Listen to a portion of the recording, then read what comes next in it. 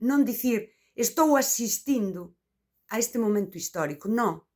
Estou participando deste momento histórico. Eu quen quero ser neste momento histórico, porque eu, Eva Patiño, quero ser mente e voz crítica.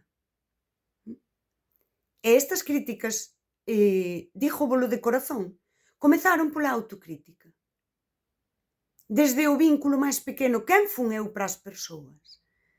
Por que me pasaron cousas que me pasaron? Que decidín eu ser para que pasasen estas cousas? E cheguei á conclusión de que é un problema social, pero tamén partindo sempre de que eu son un ser social, eu son sociedade. Eu tamén fago a historia. Aquí, no meu contexto, para a miña xente. No xeito no que eu decido estar no mundo.